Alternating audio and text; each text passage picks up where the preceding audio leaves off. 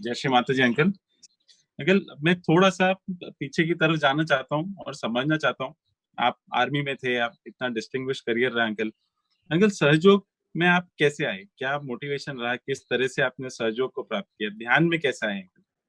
बहुत अच्छा सवाल है आपका, क्योंकि ये सवाल मेरे से बहुत लोग पूछते हैं। मैं सहज योग में आया बीमारी के रूप से। मैं अपने आप से इतना तंग हो चुका था कि एक बीमारी के बाद दूसरी, दूसरी के बाद तीसरी, और मुझे समझ नहीं आती थी कि मैं बीमार क्यों हो रहा हूं, जबकि मैं काफी फिजिकली फिट था। जब मैं किस साल की बात कर रहा हूँ, मैं 1995 की बात कर रहा हूँ, जबकि मैं 50 साल का था। तो आप ये समझ लीजिए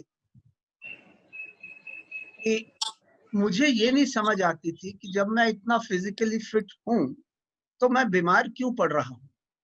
और डॉक्टर्स भी कोई खास बातें बता नहीं सकते थे। बस वो कहते थे डाइट ठीक रखो, एक्सरसाइज करो, ये वो। और मैं तो रोज ही 5 से 8 किलोमीटर भागता था, फिर भी मैं बीमार पड़ता था। फिर जब मैं उन दिनों दिसंबर 1994 की बात है, नवंबर दिसंबर 1994 में मुझे आर्मी हेडक्वार्टर की तरफ से न्यूयॉर्क भेजा गया, यूनाइटेड नेशंस में department of peace keeping operations के अंदर। तो वहां पर मुझे एक हमारा ब्रिगेड था जो कि यूएन डिप्लॉयमेंट में था, उसको हमें बाहर निकालना था। तो मैं वहां पर गया। लंबी कहानी को छोटा कर देते हैं।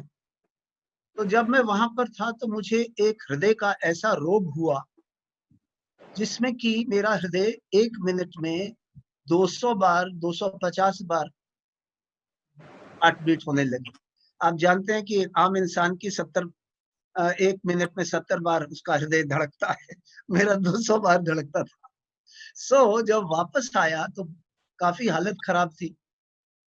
तो डॉक्टर्स को दिल्ली में दिखाया, बेस्ट हार्ट स्पेशलिस्ट को कंसल्ट किया, किसी ने कोई इलाज ना समझा सका। उन्होंने यही कहा कि अगर हम आपको कोई भी मेडिसिन देंगे तो आपका ब्लड प्रेशर इतना कम हो जाएगा कि फिर आप बिस्तर से नहीं उठ पाओगे और आपको नौसिया होगा, वॉमिटिंग होगी, वगैरह वगैरह। तो बहुत निराश था और सोच रहा था कि अब फौज छोड़नी पड़ेगी। उस वक्त मैं ब्रिगेडियर था, आर्मी हेडक्वार्टर में पोस्टेड था दिल्ली में। तो एक दिन चीफ ऑफ आर्मी स्टाफ उस वक्त जो जनरल जोशी होते थे, उनको मैं मिलने गया, क्योंकि वो मेरे यूनिट के थे। मतलब कि जब वो सीओ थे, कमांडिंग ऑफिसर थे, कर्नल थे, तो मैं उनका एजुटेंट होता था, कैप्टन एजुटेंट होता था। तो उनसे मैं मिलने गया तो उन्होंने कहा कि आप ना श्री माता जी निर्मला देवी से मिलिए। तो मैंने कहा ठीक है, मैं मिलने को तैयार हूँ। अब देखिए क्या होता है, इसको डेस्टिनी कहते हैं। जब मैं न्यूयॉर्क गया तो वो पीछे से गुजर गए, मतलब उनकी डेथ हो गई by heart attack, general Joshi की। और वो अभी सर्विस में थे जब उनकी डेथ हुई।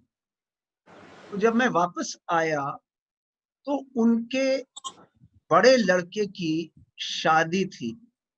तो उन्होंने कहा कि आप जनरल जोशी के एजुटेंट होते थे और इतने क्लोज हैं फैमिली के, आप हमारे साथ बारात में चलिए।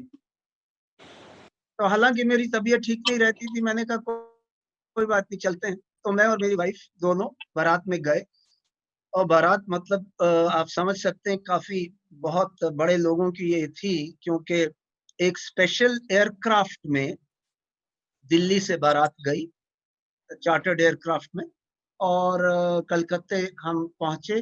लड़की जो थी वो बहुत बड़े बिजनेसमैन की लड़की थी। तो उस रात को जब मैंने पहली बार माँ को देखा तो मुझे ऐसे लगा कि श्री माता जी मुझे ठीक कर सकती। तो मैंने कोशिश करी माँ से मिलने की। वो बैठी हुई थी, 5 स्टार होटल था जहाँ पे शादी हो रही थी। तो मैंने उनसे मिलने की कोशिश करी। तो कोई भी मिलाए ना उनको, वो कहें कि नहीं नहीं ये तो कोई मौका नहीं है, आप नहीं मिल सकते, श्री माता जी खुद ये शादी करा रही हैं वगैरह। तो फिर मैंने एक वहां पर खड़े थे एक सहयोगी, जो मैंने समझा कि वो कोई इंचार्ज थे वहां के। तो मैंने उनसे बोला कि देखिए, या तो आप मुझे मिला दीजिए, नहीं तो मैं अपने आप चला जाऊंगा उनके सामने, फिर आप एम्बेरस मत फील करना। तो जब उन्होंने देखा कि मैं इंसिस्ट कर रहा हूँ और मैं मानने वाला नहीं हूँ, तो थोड़ी देर उन्होंने कहा आधे घंटे बाद आना, हम मिला देंगे। तो आधे घंटे बाद जब मैं गया तो श्री माता जी से उन्होंने मिलाया, तो मैं तकरीबन 10-12 फुट श्री माता जी से दूर खड़ा था। तो श्री माता जी ने कहा, हाँ बेटा क्या हुआ, क्या बात है? तो मैंने सब समझा दिया कि श्री माता जी मैं न्यूयॉर्क में था, ये मेरे साथ हो गया है, और मेरा दिल की धड़कन जो है वो तकरीबन 200 बार होती है रात में। सो मेरे से चला भी नहीं जाता और बहुत दर्द होती है हृदय में। तो पता है उन्होंने क्या कहा? उन्होंने कहा अपना दाहिना हाथ हृदय पर रखो, बायां हाथ मेरी तरफ करो, कुछ लफ्ज बोले कि ये बोल दो, फिर सांस लो, रुको, आंखें बंद करो, फिर बोलो। फिर बोल दिया, तीसरी बार बोला, बोलो, फिर बोल दिया। उन्होंने कहा कि बेटा आप ठीक हो गए, अब जाओ। तो आप समझ सकते हैं कि मैं तो बिल्कुल हक्का बक्का रह गया। तो मैंने कहा श्री माता जी, पर मुझे कोई कुछ फील नहीं हो रहा। तो माँ ने कहा कि बेटा अभी आपके अंदर संवेदना नहीं है, you are not sensitive enough to understand what has happened to you. मतलब कि माँ मुझे इंडिकेट कर रही थी कि आपकी शक्ति जागृत हो गई है, बट आप समझ नहीं रहे क्योंकि आपके अंदर संवेदना नहीं है। मतलब कि आपका जो स्किन है वो इतना सेंसिटिव नहीं है कि इस चीज को पहचान सके। आप जब दिल्ली जाओगे तो वहां, ये कलकत्ते की बात है, जब दिल्ली वापस जाओगे तो वहां पर आप ध्यान करना सीख लेना, सहयोग का, और आप ठीक हो गए हो। आप किसी भी डॉक्टर के पास जाओ, उनको बोलो चेक कर लो। आप मानोगे नहीं, उस रात को मैं रात को 1.5-2 घंटे सोता था, फिर उठ जाता था क्योंकि दर्द होती थी। तो उस रात को मैं 10 घंटे सोया, रात के 1 बजे सोया, सुबह 11 बजे उठा, और इतना आनंद आ रहा था जब मैं उठा। मुझे समझ नहीं आ रही थी कि क्या हो गया मेरे साथ, कि मैंने उठ के टेबल पे बैठ के ना, होटल का कमरा था, तो टेबल पे बैठ के मैंने श्री माता जी के लिए एक पोएम भी लिखी। तो एनीवे, तो क्या होता है कि जब मैं दिल्ली वापस आया तो मुझे एक सहयोगिन मिली जो कि वहां पर शादी में आई हुई थी। उनके पास मैं गया, उन्होंने मुझे आत्म साक्षात्कार दिया फिर से।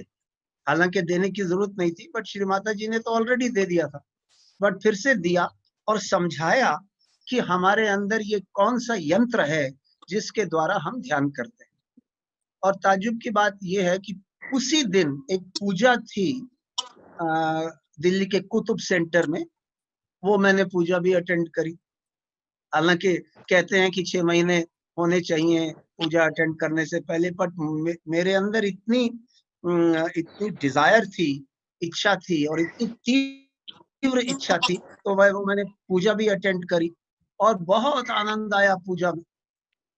बस वो दिन था, और आज मैं ये कह सकता हूँ कि माँ की कृपा रही कि मेरी शक्ति जागृत कर दी, और उसके बाद मैंने कभी पीछे मुड़ के नहीं देखा। सहज योग ही हम लोगों की जिंदगी है, और सहज जीवन ही हम व्यतीत करते हैं, और हमारे लिए कोई और चीज की प्राथमिकता है ही नहीं सिवाय सहज। तो ये है हमारी कहानी।